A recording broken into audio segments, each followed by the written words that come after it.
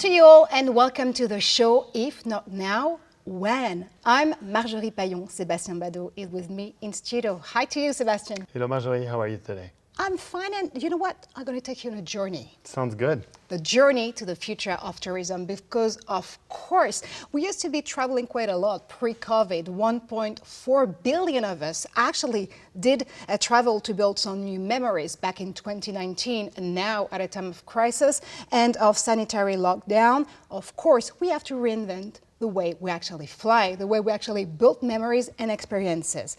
And to do so, we're going to dive in with an expert on this story and sector, Anne Browaeys, the Chief Marketing, Digital and Technology Officer at Club Med. Hi, Anne. Hello, Marjorie and Sébastien. If I'm not mistaken, 2020 is the year that Club Med turns 70 years old? It is. Is it kind of a bittersweet birthday? It didn't really happen as planned. It's fair to say it's our 17th anniversary, and Club Med has both incredibly strong roots, but has changed a lot in the past year. So when we prepared the celebration of the 70th anniversary, we said we don't want to look back, because history is great, but we want to look how these roots are taking us forward.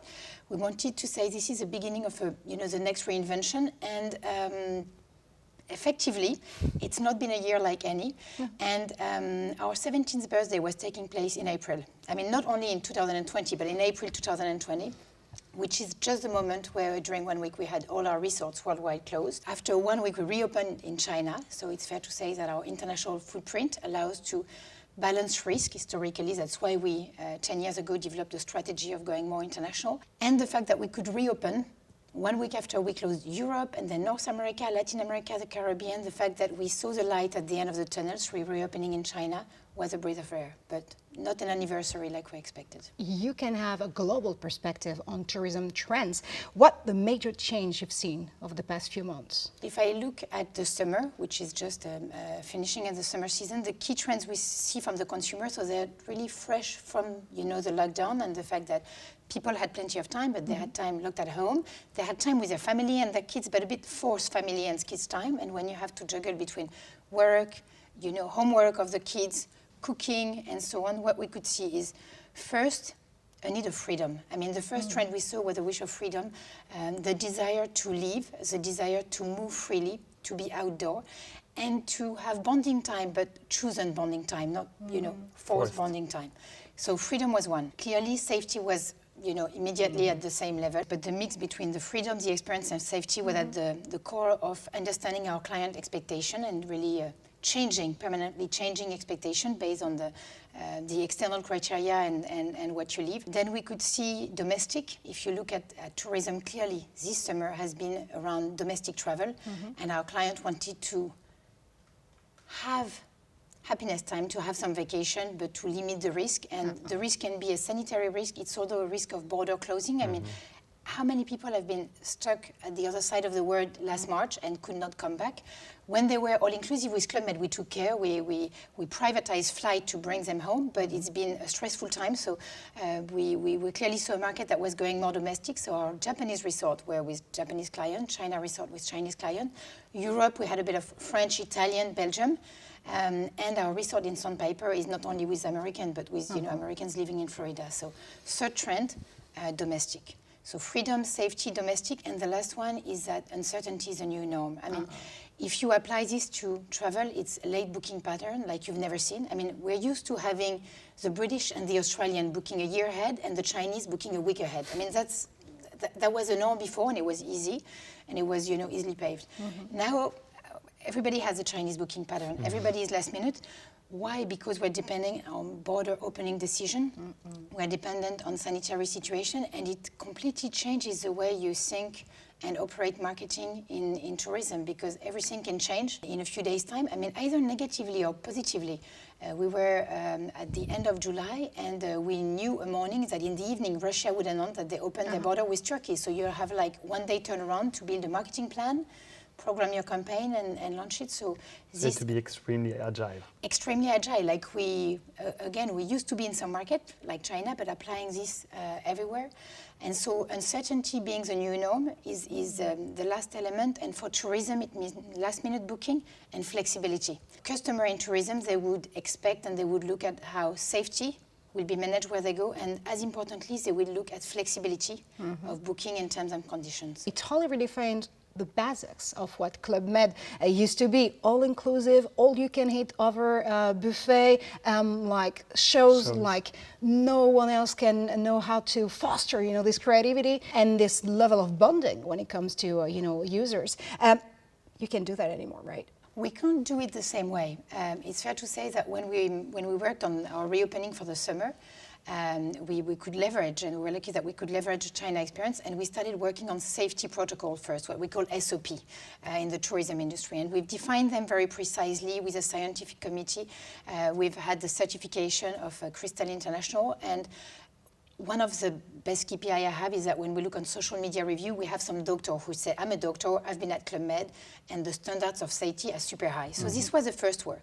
But I wouldn't say that was the easy part, because it's a very challenging part. But once we had done most of the way on it, we could see that our consumer demand, and in a very rightful way, was, but how about the experience? If it's too much safety, or if it's had the right level of safety, won't it become a hospital? Will it be a Club Med? And so starting in May, you had some team, with their skills and their heart, because when you work at Club Med, it's not a company like another, who worked on saying, what is our DNA? Take the restaurant. Club Med invented the buffet. I live in a company which invented the all-inclusive buffet. And you look at next summer and you say, okay, no more self-service. So that makes it tricky. But we say, what makes the Club Med difference is the choice. It's not plenty of choice, because we were more careful already in the past year on food waste. But you have a lot of choice. You have a high quality, and we said, how do we do this with no self-service? And so this summer in our resort, you could experience plated service, more plated service, and we like it because it's an example of how with the crisis we increase the quality, and we make it even better. And it's something that we would want to keep after. After COVID, we don't know exactly when that would be, but after the crisis, and improving the experience. But it's also a way to create a bond, right? Because a bond that didn't exist before now exists between the people giving you service and then the people Exactly. When, for example, we have very sophisticated dishes at Club Med, but there's a corner that everybody likes, which is pasta and pizza. I have to admit it. But it used to be just something that is self-service, and now, when you have the guy serving you the pasta and mixing it in the Parmigiano, on the full thing, and the lady at the pizza, and she's telling you the ingredients which are in it, and the fact that you have a truffle one, it creates, exactly as you say, more contact. And one verbatim, we very early on in May, we used to tell our team, you don't talk about social distancing, you talk about physical distancing, because we believe, physical distancing is what matters for safety, and it doesn't prevent from, social connection. Absolutely. And our GOs, they have a role that's quite unique at Club Med. It's not just an archery teacher or a sailing teacher, it's someone that creates bonding, that makes you go beyond your own borders, that makes you meet other clients, and this can happen even with the safety protocols in place. I'll actually pick a word on being physically distanced. We still have been able to travel through screens during lockdowns, and it's been like a 360 degrees visit of museums, of incredible touristic destination. Tell us, Sebastian, what's your experience on this? So what we saw is that we have about, in France, for example, 2.5 million Chinese customers that come every year, tourists that come to France, and obviously they couldn't, the borders were closed, and the idea was to say, how can we still create the desire for them to come to France once the border reopened, and give them an experience of what France is like. And so we partnered with museums, we partnered with Château de Versailles, we partnered with the Louvre, but also with the Prado and London museums, to have them give tours and live streams, which has really boomed during lockdown. It was already a very big trend in China, but now it's just gone over. And it was also a bonding experience, even though it was digital. People were talking to each other. They were asking questions to the person giving them the tour, and it's really a new way to create an experience, and an experience that will translate into a physical one. We hope very, very soon. But you start with the digital, and then you move into the physical. On your point, live streaming. I confirm it's been As I'm in charge of digital worldwide, so I'm in China at least 4 times a year, because this is where many things where next is happening. So before the crisis, I had my Chinese team telling me about live streaming e-commerce, not just as, you know, we do live streaming on Instagram for yoga lesson and so on, but really a strong e-commerce live streaming.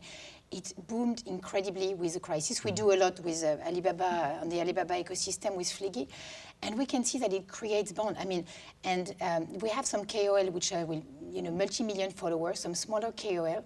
They generate sales, they storytell the product, they make it live, and we actually see this as a complete new way of doing marketing for Club Med, because as we're lucky that we're experiential. There's plenty to show. There's the experience, what you do, and the connection. So it's a key element. And to be honest, but we'll look how to do this with you, but we're thinking, how does that anticipate what we can do in Europe and in Americas? 5 years back, we were looking at China for mobile, and China was so ahead in mobile first. And 5 years back, for the tourism industry, it was all about, and this is when I jumped in tourism, how does tourism become mobile first in its way to operate, to sell, to market? We are 5 years later. I think all the tourism actors, I mean Club Med, but all our competitors and peers, have now turned into mobile-first companies.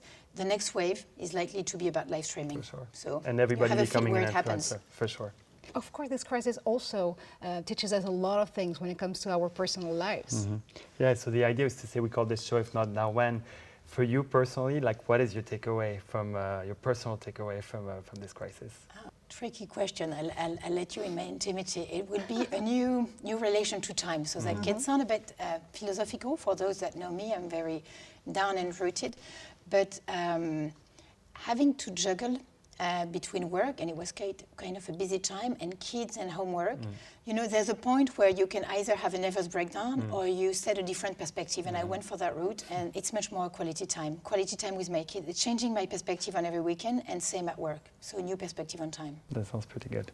Thank you so much, Anne, for this time travel, which is definitely on the roadmap now. Thank you so much, Sebastian, for your insights. That's all we have time for, but do stay tuned, because a new episode will be upcoming of If Not Now, When?